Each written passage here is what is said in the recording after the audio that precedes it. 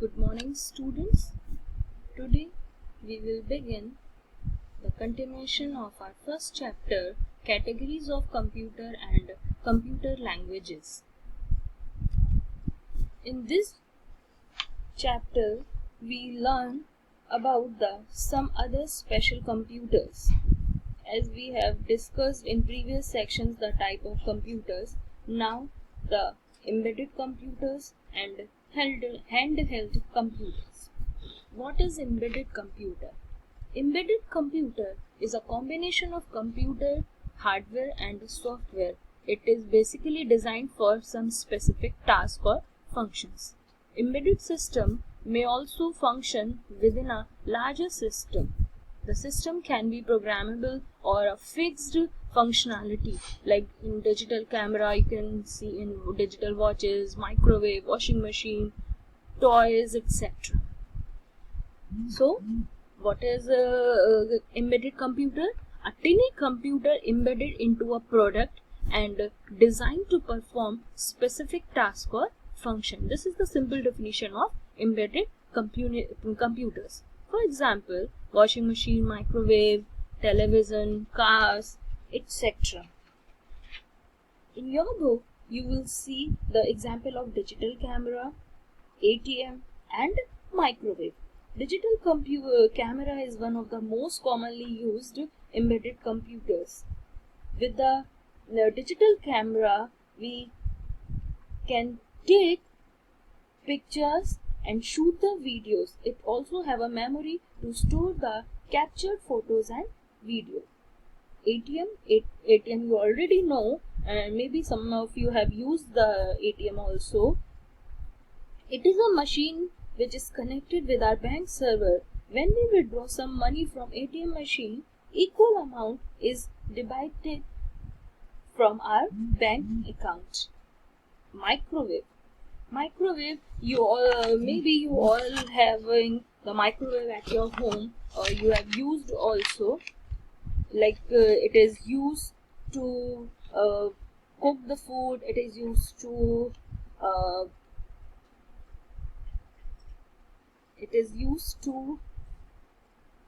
cook the food, and here we can place out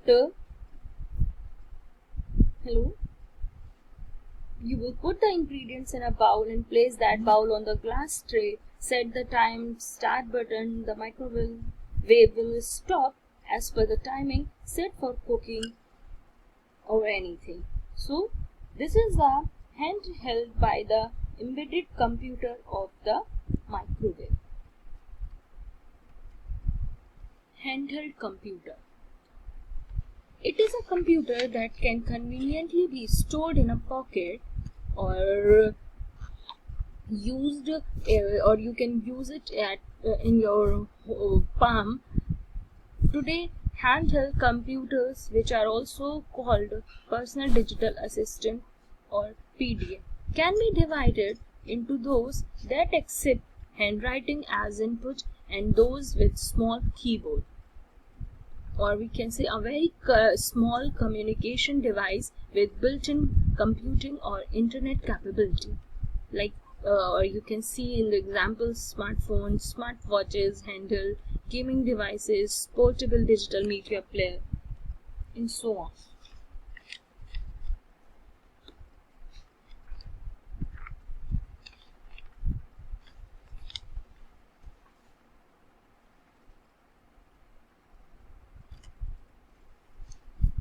Programming languages. As you already know, language is a medium to express our views and feelings.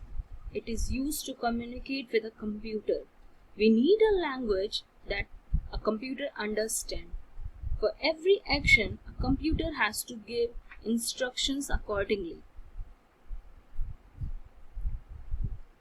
A program is a set of instructions that tells a computer what to do. The process of writing specific instructions in computer languages is called programming languages. And as you already know, each programming language has its own specific set of rules. So let's see, there are the two types of computer languages. low-level languages and high-level languages. Let's discuss about the low-level language. A low-level language is a programming language that provides little or no abstraction from a computer instructions set architecture.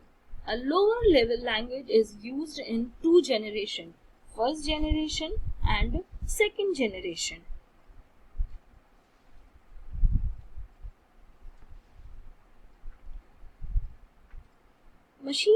It is also known as the machine language. It is very difficult to write and debug program written in machine language. It is also called low-level language or machine-level language. A machine-level language or low-level language program written on one computer may or may not run on another computer. Let's discuss about the first generation language. First generation language represents the very early or the primitive computer language that consisted entirely 0 and 1s. It is also called the binary language.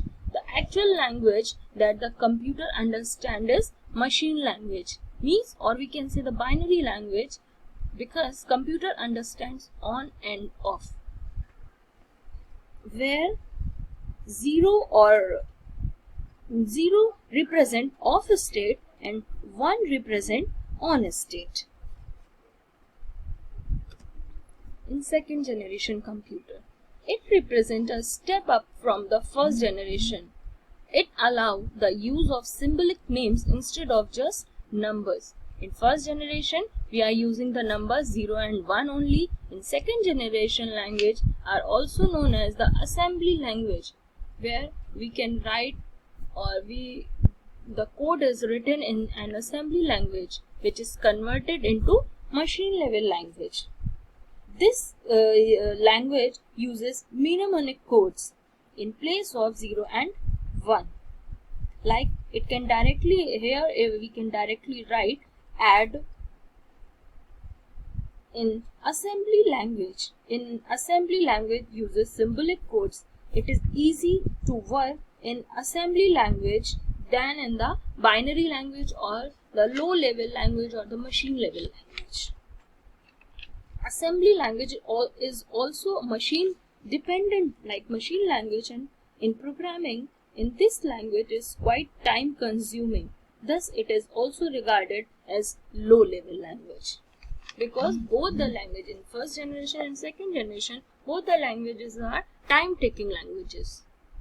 That is why it is also called low level language.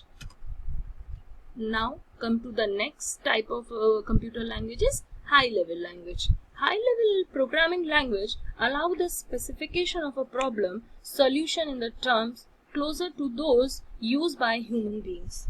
Or we can say high level language is user friendly language, because here we write the instructions in English. These languages were designed to make programming for easier, less error, and to be remove programmer from having to know the details of internal structure of a particular computer. This language is used in third generation, fourth generation and fifth generation languages. Now let's discuss third generation language. With the languages introduced by third generation of computer language is words and commands. These languages therefore had a syntax that was much easier to understand in third generation languages. It is very simple and user friendly language. It is the language which is machine independent. A large number of people started writing computer programs using these languages. That is why it is also known as the high level languages. High level language is quite similar to the English language. For example, COBOL, Fortran, C, C++, Visual Basic, Java, JavaScript are the very popular examples of high level language.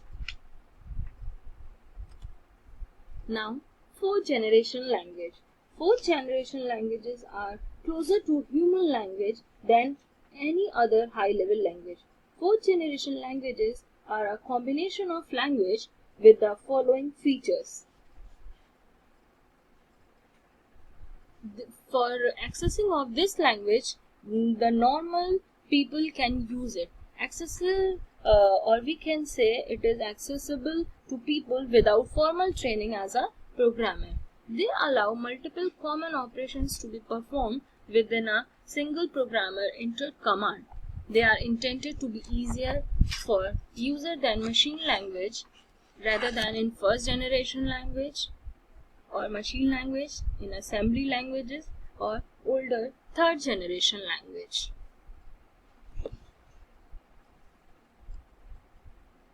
It is highly user friendly or independent of any operating machine. It provides very high speed of execution, designed to reduce the level of programming efforts. Minimum efforts from the user to obtain any information. The most popular example of this fourth generation language is structured query language, which is also known as SQL. Now, fifth generation language. A fifth generation programming language is a programming language designed to make the computer solve the problem of you. Fifth generation languages are used in mainly artificial intelligence research. For example, Prolog, OPS5 and Mercury are the best known fifth generation languages. It is basically used to create the robots. Now, the advantages of high level languages and disadvantages of high level language.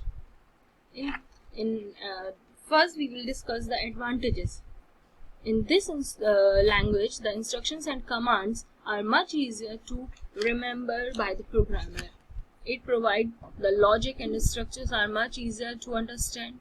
Debugging is easier compared to other languages. Less time consuming to writing new programs. Or high level languages are described as being portable languages. Let's just look at how the disadvantages of high level language. High level programming languages take more space compared to other machine level language or assembly language. This programming language executes slowly just because of its size. Now, language translator. As you already know, what is the meaning of translator? To translate or to convert one language into another. So, here we are talking about the computer language translator, which is used to convert programming source code into language that the computer processor understands. Programming source code has various structures and commands, but the computer processor understands only machine language. There are the three types of translator: assembler, compiler, and interpreter. Assembler. Assembler is a software or a tool that translates assembly language to machine code. Assembly is a human-readable language, but it typically has one-to-one relationship with the corresponding machine code. Therefore, an assembler is said to perform isomorphic or one-to-one mapping translation. Compiler. A computer program that translates source code into object code. What is source code? High-level language version of the program is known as the source code, and object code is the resulting machine code is known as the object code. It checks all kind of limits, ranges, errors before executing it completely, but the disadvantage is that when an error in program occurs, it is difficult to pinpoint its source in the original program. Interpreter. An interpreter is closely related to a compiler, but it takes both source program and input data. The basic purpose of interpreter is that compiler, but it can create a executable file like compiler. Thank you.